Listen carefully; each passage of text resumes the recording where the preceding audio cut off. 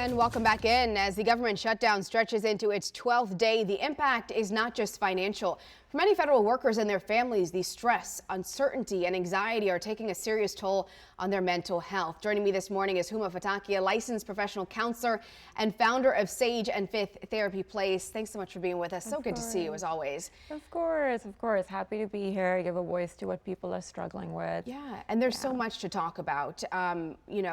Talk first about the financial strain, right? Missed paychecks. Many people are just living paycheck to paycheck. Talk about the mental toll that takes when you're in that situation. Yeah, so when you think about the Maslow's hierarchy of needs, like this is hitting right at the bottom at a physiological needs, right? So people who are living paycheck to paycheck, it's really hard. They're worried about putting food on the table, buying diapers, right? So that financial strain really creates a lot of anxiety. So that's, and so many of the government workers are working below the private sector pays, like they really can't afford that. So it's really, they're in survival right now and really, really worried. And this is, getting partial paychecks or not getting paychecks.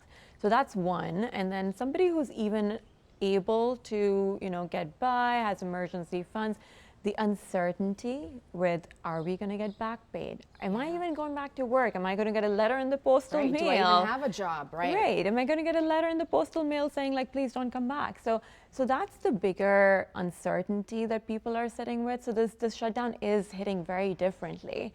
And then there's a cumulative toll, right? Like this isn't the first thing that's happened. It's been months and months of people operating at such a high level of stress and anxiety. Yeah. So it's just really, really cumulative too.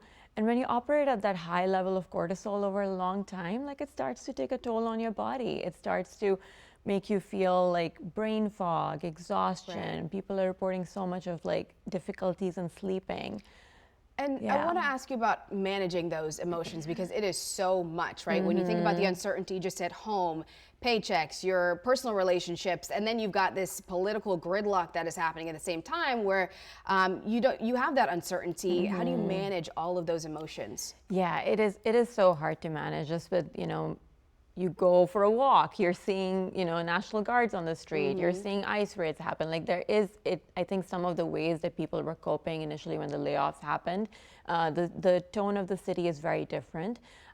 So it's a lot of kind of, I would say, vagus nerve activation. It could be a lot of deep breathing. It could be a lot of kind of humming, singing actually ironically helps. We've always thought about resistance movements and stuff, and there's a lot of singing involved.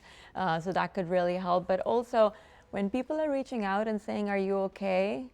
Be honest.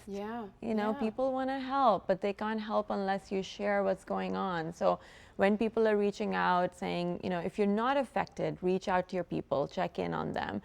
Don't just assume that they're doing okay. Don't just assume that their finances are in check. People are also worried about losing their jobs, so check in on your people. And then when you check in and somebody's checking in on you, be honest. Sometimes we'll just be like, oh, I'm fine, we're doing okay. But really let people know because, people are wanting to help.